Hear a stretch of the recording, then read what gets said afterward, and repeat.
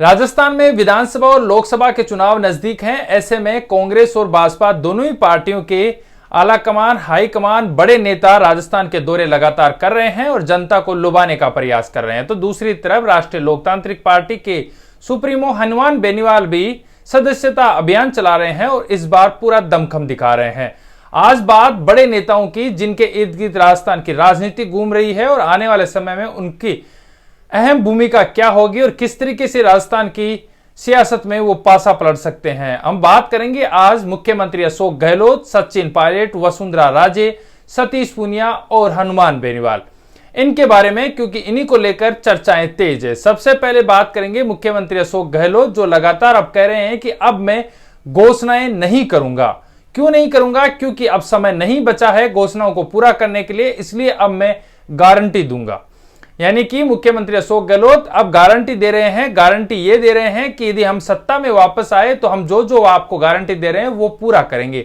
सबसे बड़ी गारंटी वो दे रहे हैं 1 करोड़ महिलाओं को मोबाइल फोन बांटने की। 40 लाख महिलाओं को अभी वो फोन दे रहे हैं, जो कि 1 महीने के अंदर पूरा कर लिया जाएगा। इसके बाद वो गारंटी देंगे 1 करोड़ महिलाओं को मोबाइल फोन देने की। मुख्यमंत्री अशोक गहलोत के दोनों पैरों में लगी हुई थी और ऐसे में कुछ दिन वो रेस्ट पर थे, लेकिन अब वो बाहर निकल चुके हैं और अब वो वापस से जनता के बीच में जाने के लिए तैयार हैं। मुख्यमंत्री अशोक गहलोत का एक इंटरव्यू में यह भी बयान आया कि वो राष्ट्रीय अध्यक्ष बनना चाहते थे। राष्ट्रीय अध्यक्ष कौन नहीं बनना चाहेगा, जो कि इतना बड़ा पद होता है, लेकिन उस समय स्थिति ऐसी बनी, परिस्थितियां ऐसी बनी कि वो नहीं बन सके। यानी कि अब कहें तो मुख्यमंत्री अशोक गहलोत जिनसे आलाकमान यानी कि सोनिया गांधी और गांधी परिवार नाराज हो चुका था, अब उनको मनाने की कवायद जारी है और हो सकता है कि इस बार भी मुख्यमंत्री अशोक गहलोत ही एक बार फिर कमान संभाले, क्योंकि जनता कह रही है कि चौथी बार गहलोत सरकार, कांग्रेस यदि आती है तो मुख्यमंत्री अशोक गहलोत इसमें बड़ा चेहरा होंगे। दूसरा चेहरा सचिन पायलट। सचिन पायलट का क्या होगा, ये इसको लेकर सब अभी असमंजस की स्थिति में है।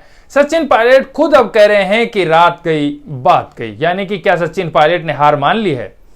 सचिन पायलट को क्या आलाकमान से कोई बड़ा मैसेज मिला है जिसको लेकर सचिन पायलट अब शांत हो गए हैं? क्योंकि सचिन पायलट ने बड़े मुद्दे उठाए थे, आरपीएससी को भंग करने जैसे मुद्दे थे, वसुंधरा राजे के खिलाफ कार्रवाई करने के जैसे मुद्दे थे, लेकिन सचिन पायलट के किसी भी मुद्दे को गंभीरता से नहीं लिया गया। हालांकि सचिन पायलट गले निकाल रहे हैं और उन्होंने कहा कि जिस तरीके के कानून बनाए गए हैं उससे कहीं ना कहीं मेरे जो मांग थी वो पूरी हुई है। लेकिन सचिन पायलट ने कहा कि रात गई बात गई।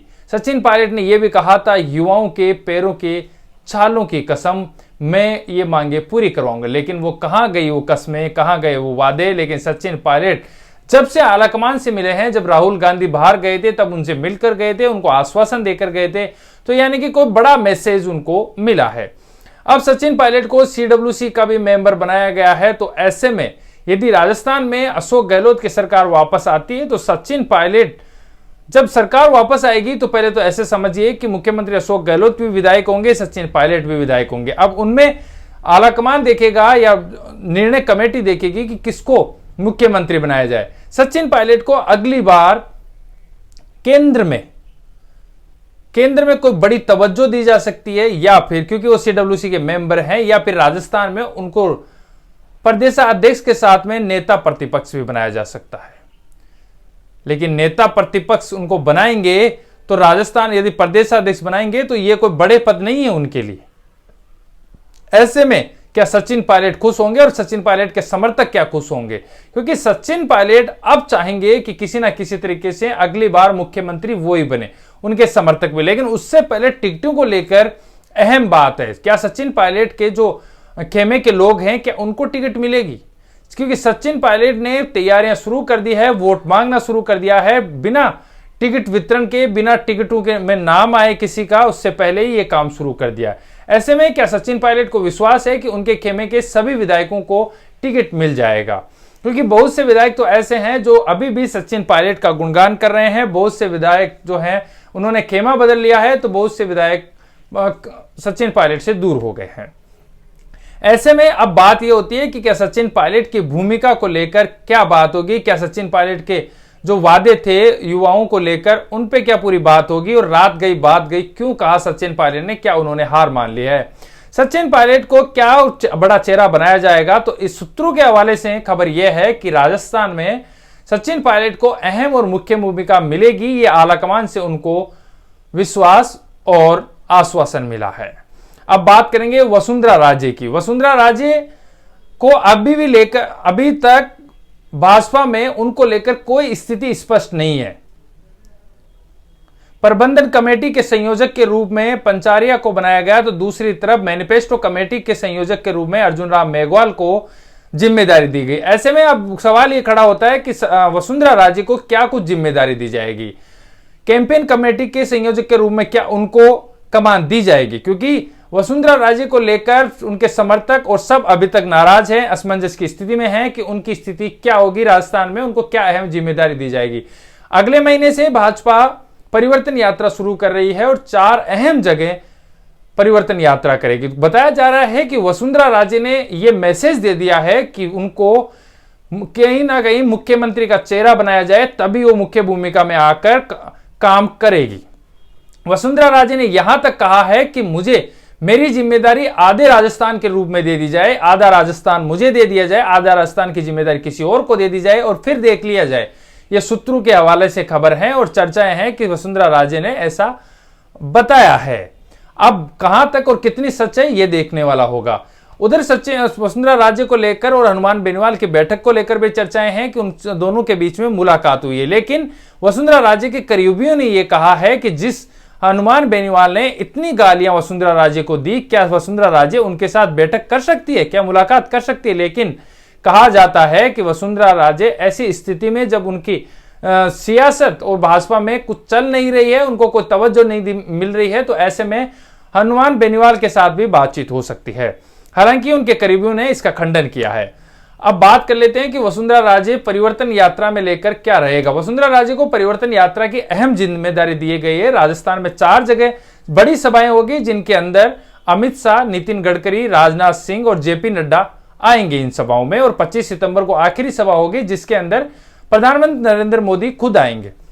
ऐसे में देखिए, इन 4 सभाओं की बड़ी जिम्मेदारी 4 लोग आएंगे, जेपी नड्डा, नितिन गडकरी, अमित शाह और राजनाथ सिंह। ऐसे में इन 4 जगहों की राजस्थान के जो 4 बड़े नेता हैं उनको भी जिम्मेदारी मिली है। वो नेता कौन है? एक जगह की वसुंधरा राजे को, दूसरी गजेंद्र सिंह शेखावत को, एक जगह की सीपी जोशी को, तो एक जगह की सतीश पूनिया को। अब देखना होगा कि कौन सी परिवर्तन यात्रा सबसे सफल होती है। सभी नेता अपना दमखम इसमें दिखाएंगे। हालांकि वसुंधरा राजे कहां और किस तरीके से जाएगी, क्योंकि भाजपा का कहना है कि जहां जिसकी जरूरत होगी वहां उसको हम लेकर जाएंगे।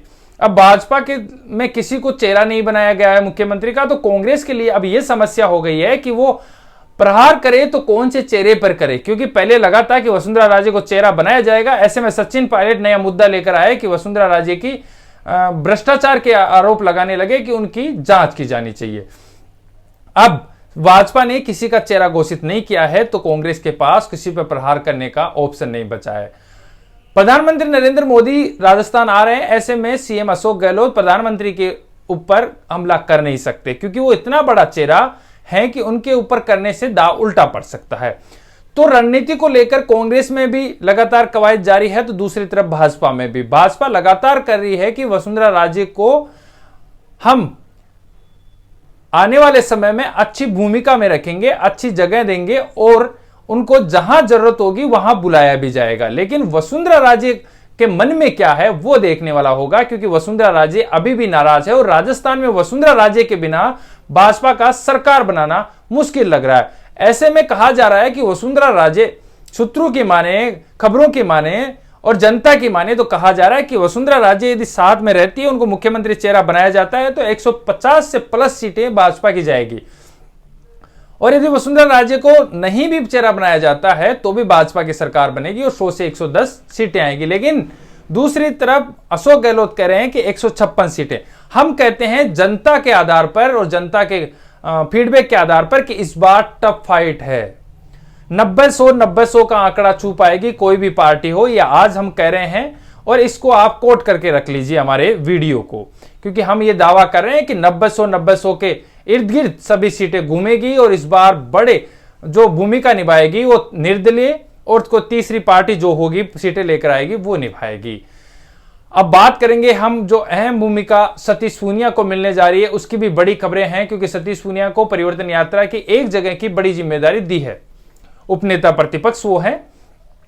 ऐसे में सतीश पूनिया क्या करेंगे, सतीश पूनिया को क्या बड़ी जिम्मेदारी मिल सकती है, यह भी अहम बात है, क्योंकि सतीश पूनिया प्रदेशाध्यक्ष रहे थे। चुनाव के जस्ट पहले उनको प्रदेशाध्यक्ष पद से हटाया गया, सीपी जोशी को कमान दी गई। ऐसे में सतीश पूनिया जो जाट वोट बैंक जो साधा था, जो जाट वोट बैंक उनके साथ साथ चला था, वो ना छिटक जाए, इसके लिए सतीश पूनिया को अहम जिम्मेदारी मिल सकती है। और वो इतने बड़े नेता हैं कि उनको सरकार बनने पर अहम जिम्मेदारी दी जाएगी। सतीश पूनिया की मेलजोल और जो ट्यूनिंग है, संबंध है आलाकमान के साथ भी अच्छे हैं, और लगातार वो उनके संपर्क में भी है। बताया ये भी जा रहा है कि दिल्ली के लगातार वो चक्कर काट रहे हैं, तो ऐसे में उनको अहम जिम्मेदारी जल्द दी जा सकती है, और उनको लेकर कोई अच्छी सूचना, अच्छा निर्णय जो है आलाकमान दे सकता है जल्दी। और आखिर में बात करेंगे आरएलपी के सुप्रीमो हनुमान बेनीवाल की। इस बार राष्ट्रीय लोकतांत्रिक पार्टी के सुप्रीमो हनुमान बेनीवाल और वसुंधरा राजे को लेकर भी कई खबरें चली कि उनकी बैठक हुई है, बातचीत हुई है। अब क्या निकल कर आता है ये तो आने वाला समय बताएगा, लेकिन हनुमान बेनीवाल का सदस्यता अभियान लगातार जारी है। 25 लाख लोगों को जोड़ने की कवायद लगातार जारी है। हनुमान बेनीवाल लगातार कह रहे हैं कि इस बार राष्ट्रीय लोकतांत्रिक पार्टी अहम भूमिका निभाएगी। हनुमान बेनीवाल के साथ अब की बार कई अन्य जो बड़े नेता हैं वो भी मिलकर चुनाव लड़ सकते हैं। सब टिकट की फिराक में हैं कि यदि कांग्रेस और बीजेपी से टिकट नहीं मिलती है तो राष्ट्रीय लोकतांत्रिक पार्टी के दरवाजे खुले हैं, क्योंकि हनुमान बेनीवाल ने इस बात साफ मना कर दिया है कि वो भाजपा और कांग्रेस के साथ गठबंधन नहीं करेंगे। ऐसे में अब हनुमान बेनीवाल के दरवाजे उन नेताओं के लिए भी खुले रहेंगे जिनको कांग्रेस और भाजपा टिकट नहीं देगी, लेकिन वो अच्छे चेहरे हैं। ऐसे में इस बार यदि राष्ट्रीय लोकतांत्रिक पार्टी 8 से 10 सीटें राजस्थान में लेकर आती है, क्योंकि उनका कहना है कि लगभग सभी सीटों पर 200 विधानसभा सीटों पर वो चुनाव लड़ेंगे। ऐसे में यदि 8 से 10 सीटें लेकर आते हैं तो इस बार निर्णायक भूमिका में हनुमान बेनीवाल होंगे राजस्थान में। हनुमान बेनीवाल खुद भी विधानसभा का चुनाव लड़ेंगे, उनके भाई नारायण बेनीवाल लड़ेंगे, पुखराज गर्ग लड़ेंगे, इंदिरा बावरी लड़ेगी, तो और इनके अलावा कई अन्य चेहरे भी आएंगे। इनमें से कितने चेहरे इस बार विधानसभा चुनाव में विधायक के रूप में चुनकर आते हैं ये देखने वाला होगा। हनुमान बेनीवाल लगातार नरेंद्र मोदी के खिलाफत करते रहे हैं। पहले गठबंधन के साथ उन्होंने सांसद बने, लेकिन जब से किसान आंदोलन किया, कृषि कानून आए, तब से उन्होंने अपने त्याग पत्र उनको सौंप दिया था और एनडीए से नाता तोड़ लिया था। इसके बाद में वो किसान आंदोलन में प्रधानमंत्री नरेंद्र मोदी के खिलाफ बैठ गए। राजस्थान में अग्निवीर जैसी कई योजनाएं थी जिनको लेकर उन्होंने मुखर होकर राजस्थान में आवाज उठाई और केंद्र के खिलाफ उन्होंने बोला। अब ऐसे में हनुमान बेनीवाल को कितने राजस्थान में कितनी सीटें आती है ये देखने वाला होगा। क्या जनता का प्रेम उनको मिल पाता है और क्या इस बार निर्णायक भूमिका में वो रह पाते हैं, क्योंकि खबरें यह है कि इस बार आरएलपी राष्ट्रीय लोकतांत्रिक पार्टी 8 से 10 सीटें लेकर आ सकती है, क्योंकि इस बार बड़ी संख्या में वो चुनाव लड़ेंगे। कई युवा नेता भी उनके साथ जुड़ेंगे, वो भी इस बार चुनाव मैदान में उतरेंगे और अपना भविष्य आजमाएंगे राजनीति में। तो ऐसे में हनुमान बेनीवाल की पार्टी, और आखिर में बात करेंगे आप यानी कि आप पार्टी भी राजस्थान में चुनाव लड़ेगी, लेकिन अभी फिलहाल के लिए उनकी धरातल पर कोई स्थिति स्पष्ट नहीं है और लग नहीं रहा है कि 1 या 2 से ज्यादा सीटें वो राजस्थान में लेकर आ सकती है। तमाम तरीके की बड़ी खबरें हम लेकर आते हैं आपके लिए, और तमाम तरीके की सूचनाएं जो आप तक पहुंचनी चाहिए वो रखते हैं। बने रहिए हमारे साथ। फेसबुक पे देख रहे हैं तो लाइक कीजिए, यूट्यूब पे देख रहे हैं तो सब्सक्राइब और शेयर जरूर किए। एक चुनावी माहौल है, हम आपके पास राजनीतिक खबरें लेकर लगातार पहुंचते रहेंगे। अगला कार्यक्रम लेकर फिर हाजिर होंगे, तब तक के लिए जय हिंद, जय भारत।